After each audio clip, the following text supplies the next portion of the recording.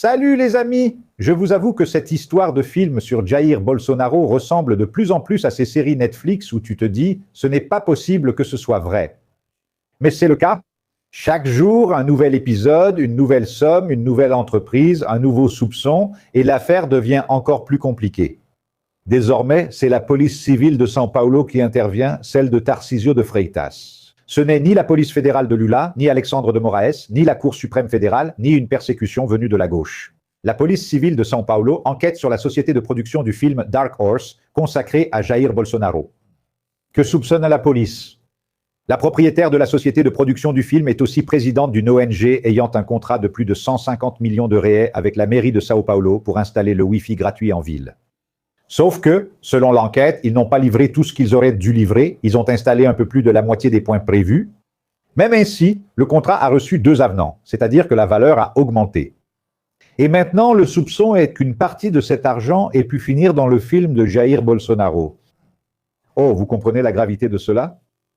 Parce qu'on avait déjà l'argent de Daniel Vorcar, non? Il y avait déjà un financement parlementaire de 4,5 millions de réais de parlementaires, dont un de 2 millions de Mario Frias. Les autres députés sont également tous bolsonaristes. Désormais, un soupçon d'argent issu d'un contrat public de la mairie plane. Le film est-il devenu une œuvre cinématographique ou une vaste opération de blanchiment d'argent volé? Et il y a encore une chose qui attire beaucoup l'attention. Ces millions du film ont fait l'objet de transactions aux États-Unis.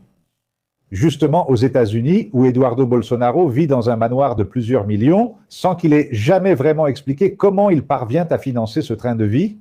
Et ce n'est pas tout. Les messages trouvés lors de l'enquête montrent une très grande préoccupation de sa part, Eduardo, à envoyer l'argent là-bas.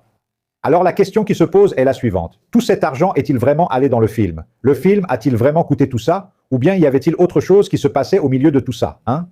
Ce qui est curieux, c'est qu'on ne peut plus crier à la persécution politique ni parler de dictature de le tribunal suprême fédéral.